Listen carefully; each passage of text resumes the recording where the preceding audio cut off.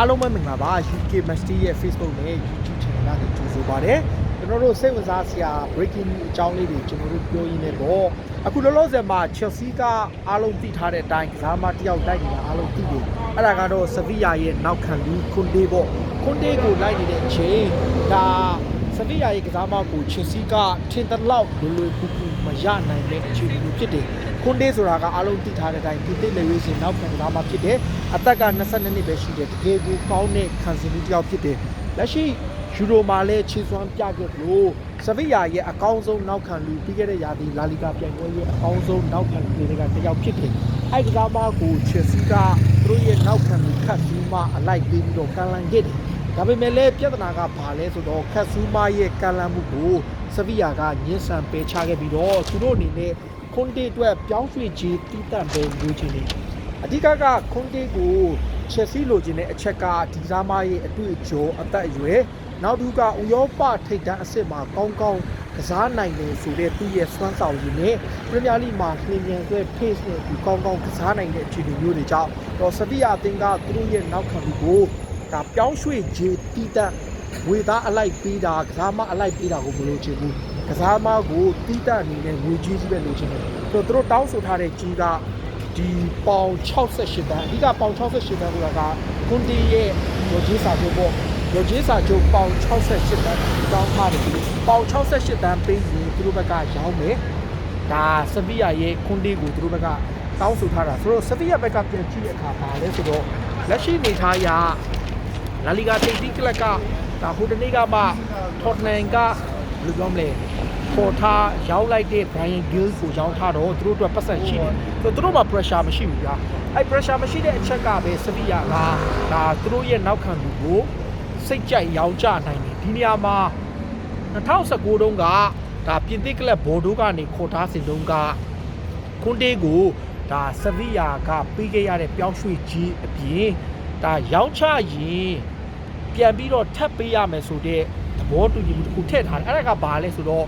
့ရောင်းချငွေရဲ့20%ကိုခွန်တေးရဲ့ဒီစာချုပ်ပါအချက်လေးရပြောင်းရွှေ့ခြင်းကနေဘော်ဒိုသင်းကိုပေးရမယ်ဆိုတဲ့အချက်ပါဆိုတော့အခုလောလောဆယ်မှာဒါအသက်20နှစ်အရွယ်ရှိတဲ့ပြည်သစ်လူငယ်ကစားမဟာတကယ့်ကိုဥရောပထိပ်တန်းအဆင့်ရှိတဲ့ကစားမဖြစ်တယ်ဒါပေမဲ့လည်းကျွန်တော်ပြောလို့ပေါ့သူ့ရဲ့တန်ကြီးကကျွန်တော်တို့ဆဗီယာတောင်းဆိုထားတဲ့ရိုကြီးစာချုပ်68တန်းဆိုတဲ့ဒါအပြည့်အဝပေးဖို့ကခက်တယ်ဒါကြောင့်လဲဆိုတော့ပြီးခဲ့တဲ့နှစ်ကလည်း Manchester City ကသူ့ကိုခေါ်ခြင်းနဲ့ပေါင်48တန်းလောက်ထိကန်လန်းခဲ့တယ်ဒါပေမဲ့ City ရဲ့ကန်လန်းမှုကိုညှင်းဆန်ပယ်ချခဲ့ပြီးတော့ဒါနောက်ဆုံးမှာတော့ City ဘက်က Ruben Dias ကိုခေါ်သွားတယ်အဲ့အတွက်ကြောင့် Sevilla ကဒီချိန်မှာတော့သူတို့ရဲ့နောက်ခံကိုလောင်းချင်တယ်သူပြင်ဒါ Sevilla ရဲ့အားကစားဒရိုက်တာဖြစ်တဲ့ Bucci ကဥရောပထိပ်တန်းဆင့်ရှိတဲ့အားကစားဒရိုက်တာတစ်ယောက်ဒါပေမဲ့လည်းပြဿနာကဘာလဲဆိုအဲ့ရိုဂျီစာချုပ်ကိုပေးနိုင်မှသာသူတို့အနေနဲ့ရောင်းချမယ်ဆိုတဲ့အချက်ကိုဒါရအောင်ကင်ထားတဲ့အတွက်ကြောင့် Chelsea မှာအခက်တွေ့တယ်ခုလောလောဆယ်မှာ Chelsea ဘက်ကကျွန်တော်ကြည့်ထားတဲ့အခါမှာဒါခက်ဆူမာ plus တန်း30တန်း40တန်း30ကျော်လောက်ကိုသူတို့သတ်မှတ်တယ်အဓိကကဇူမာကိုသူတို့ကတန်း30ကျော်ဈေးသတ်မှတ်ထားတယ်ဒါပေမဲ့ Sevilla ကငါတို့ဇူမာကိုလည်းမလိုချင်ဘူးပြောင်းရွှေ့ကြီးပေါင်68တန်းရိုဂျီစာချုပ်အတိုင်းပေးပါဘာကြောင့်လဲဆိုတော့ကျွန်တော်ခုနပြောခဲ့သလိုဘော်ဒိုအသင်းနဲ့သူတို့ခေါ်ယူခဲ့စဉ်ကဘော်ဒိုအသင်းကိုရောင်းရငွေရဲ့20%ပေးရမယ်ဆိုတဲ့အထက်ချက်ကိုထည့်ထားတဲ့အတွက်ကြောင့်သူတို့ဘက်ကရသလောက်ဈေးကိုတောင်းနေတာဆိုတော့ရသလောက်ဈေးတောင်းတဲ့အခါမှာ2023ထိသူ့ရဲ့စာချုပ်တက်တန်း2024ထိကျန်သေးတယ်ဆိုတော့သူကနောက်ထပ်3နှစ်ကျော်ကျန်သေးတယ်3နှစ်ကျော်ကျန်သေးတဲ့ကြောင့်ဆဗီယာက pressure မရှိသလို Brian Gill ကိုထော်နန်ကိုရောင်းချထားတဲ့ပတ်စံကလည်းရှိထားတော့တို့အနေနဲ့အဲ့လောက်ကြီးကိုငွေမလိုဘူးဆိုတော့ Chelsea အနေနဲ့မင်းတို့လိုချင်တဲ့ကစားမကိုလိုချင်ရင်ငါတို့တောင်းတဲ့ကြိုက်ကြီးကိုပေးပါအဲ့ဒါမှမဟုတ်ရင်တော့ငါတို့အင်းကမင်းတို့လိုချင်တဲ့ကစားမကိုလုံးဝ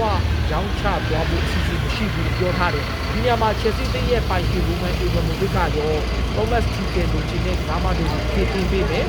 Thomas Tuchel လိုချင်တဲ့ကစားမတွေအတွက်ထိုက်တဲ့ပြောင်းရွှေ့ပြီးပေးဖို့ဒီမှာဆုံးဖြတ်ထားတယ်အဲ့ချက်ကလက်ရှိမှာသတိရတောင်းထားတဲ့ပြောင်းရွှေ့ခြင်းကိုပေးပါလား